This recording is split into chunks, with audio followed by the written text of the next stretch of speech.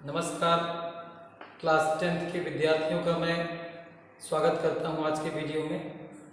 और मैं आज, जैसा कि मैंने पिछले वीडियो में चर्चा किया था सिलेबस के बारे में, एग्जाम पैटर्न के बारे में, आज मैं आपके सामने चैप्टर 1 लेकर उपस्थित हूं।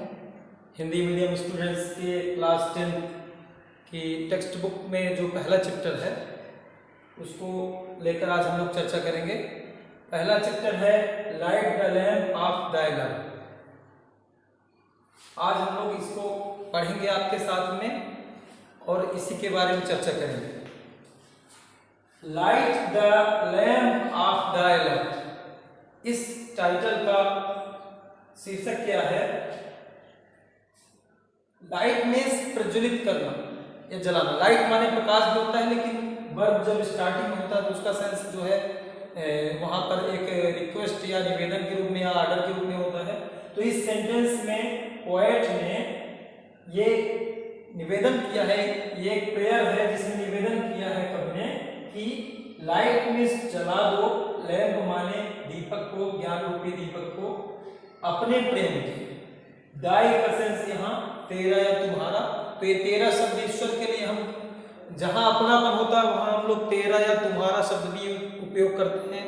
और ईश्वर और प्राणी के बीच में एक अनूठा संबंध होता है, तो इसलिए यहाँ पर हम दाय जो है ओल्ड इंग्लिश वर्ड है, यू या योर्स का ये ओल्ड वर्जन है।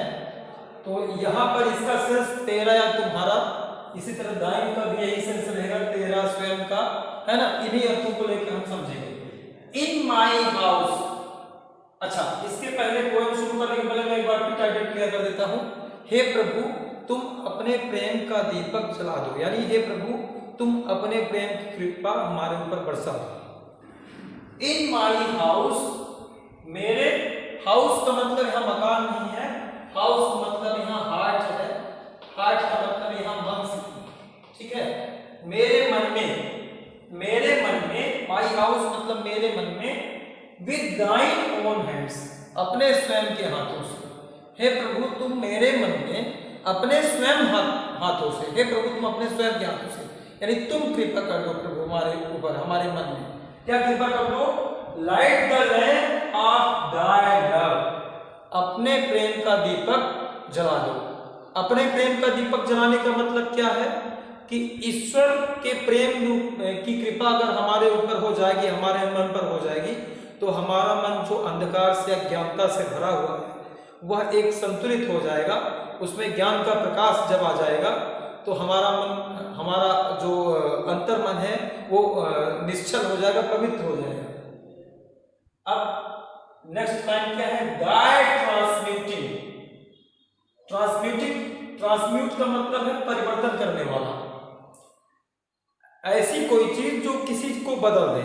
तो ईश्वर एक ऐसी शक्ति है जिस पर हम सभी अलग अलग रूप से, अलग अलग धर्मों के लोग कल्पना करते हैं, ईश्वर के अलग अलग रूप मानते हैं। तो सभी यही प्रार्थना करते हैं कि हे प्रभु हमारे ऊपर कृपा कर दो, हमको बदल दो, हमको हमारे अंदर परिवर्तन कर दो। तो ट्रांसम्यूट का मतलब परिवर्तन कर देना या परिवर्तन हो जाना। तो दाय ट्रांसम्यूटिंग लैम्प, लैम्प के लिए दो एडजेक्टिव है, एक पहले आया हुआ है, एक बाद में आया हुआ है।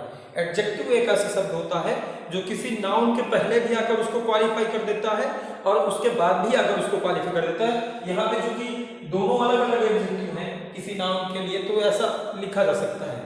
दाय यानी तुम्हारा, ट्रांसम्यूटिंग यानी परिवर्तन कर देने वाला, जो लैंप है यानी ज्ञान रूपी जो प्रकाश है ईश्वर। लैंप का मतलब यहाँ किसी ज्योतिपुंज से है, यानी कि ज्योतिपुंज क्या काम करती है? किसी अंधकार में जब हम जाते हैं तो वही ज्योतिपुंज जो है या कोई ज्ञान का स्रोत, जैसे हम अंधकार में जाते हैं तो हम क्या यूज करते हैं? टॉर्च यूज करते हैं, या कोई मशाल यूज करते हैं, या कोई ऐसा प्रकाश का सोर्स यूज करते हैं। उसी तरह जब हम अज्ञानता में होते हैं तो ज्ञान रूपी प्रकाश हमको मार्गदर्शन करता है। तो वही ज्ञान रूपी प्रकाश के लिए क्या कहता है कवि? ट्रांसम्यूटिंग है, यानी परिवर्तनकारी है और आकर्षक है, इंट्रेंसिंग, उसमें एक आकर्षण है। जब भी कोई व्यक्ति अज्ञानी होता है लेकिन उसको ज्ञान का कहीं से कोई पुंज या स्रोत या कुछ भी अंश मिलता है तो वो उसको एक आकर्षण के साथ सुनता है। तो वही यहाँ पर लिखा हुआ है कि हे प्रभु आप अपने उस परिवर्तनकारी ज्ञान पुंज से हमारे मन को आकर्षित कर लो, हमारे ऊपर कृपा कर दो। वंडरस आर इट्स रेज, इसकी जो किरणें हैं प्रभु, तुम्हारे उस ज्ञान रूपी प्रकाश की जो किरणें हैं वो बहुत अद्भुत हैं। अगर उनकी कृपा मुझ पर हो जाएगी तो मेरा जीवन धन्य हो जाएगा। तो इन 4 लाइनों में ये अर्थ है। वंडरस माने अद्भुत, आर इट्स रेज। यहाँ मैंने वर्ड मीनिंग्स की एक साइड में लिख दिया हुआ है।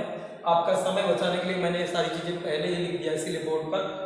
अब इसके बाद सेकंड स्टेंजा पर ध्यान देंगे बच्चों।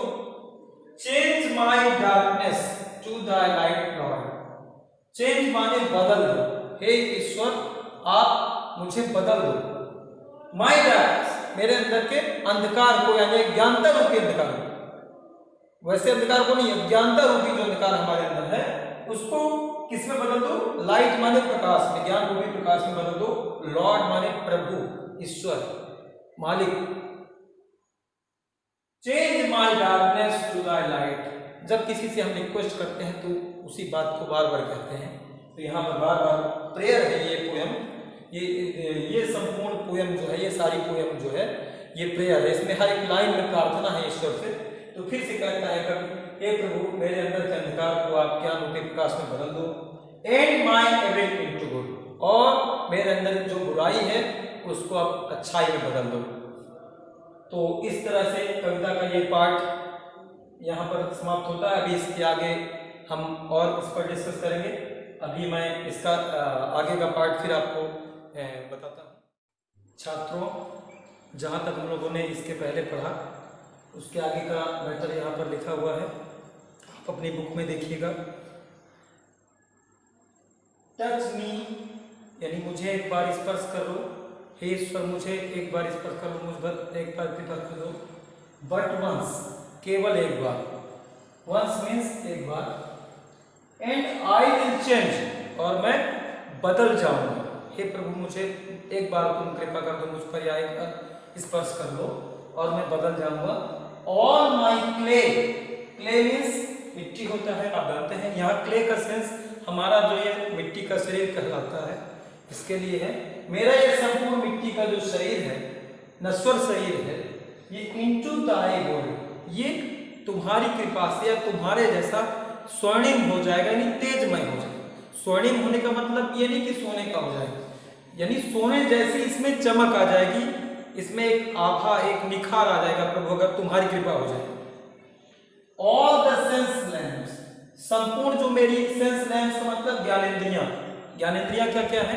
आंख, नाक, कान, जीभ, त्वचा, इनसे हमको ज्ञान मिलता है या जानकारी मिलती है। तो इन ज्ञानेंद्रियों को दैट आई डिड, जिनको मैंने जिनको मैंने बहुत प्रज्वलित किया, यहाँ नहीं कहेंगे, ज्ञानेंद्रियों के लिए हम प्रयोग करेंगे जिनका हमने बहुत उपयोग किया, बहुत उनके माध्यम से संसार में बहुत काम किया।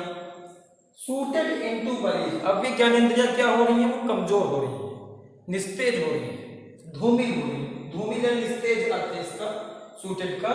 Sitting at the door of my soul, soul means यहाँ आत्मा या मन ही है। मेरे मन के द्वार पर बैठकर, हे प्रभु तुम मेरे मन के द्वार पर बैठकर विराजमान होकर, लाइक द रिजरेक्टिंग मैन, उस अपने रिजरेक्टिंग माने फिर से जीवित कर देने वाले। रिजरेक्टिंग का मतलब किसी नाशवान वस्तु में या किसी नष्ट होने के कगार पर जो वस्तु है उसमें फिर से जान डाल दे, ऐसी शक्ति केवल ईश्वर में है। तो तुम अपने उस रिजरेक्टिंग पावर से प्रभु मुझे एम्पावर कर दो, मुझे फिर से शक्तिमान बना दो। इस तरह से ये पोयम पूरा हुआ और मुझे पूरी उम्मीद है कि मेरे छात्र जिन तक भी ये वीडियो पहुंचेगा वो इसको जरूर ध्यान से देखेंगे और इसको आप कई बार, वीडियो का फायदा ये है कि आप इसको कई बार, क्लास में तो आप 1-2 बार सुन सकते हैं, लेकिन वीडियो को आप कई बार देख सकते हैं, उसको बार बार रिपीट करके देख सकते हैं, पास करके देख सकते हैं। ठीक है, इसी के साथ मैं अपनी बात को समाप्त करता हूँ। धन्यवाद।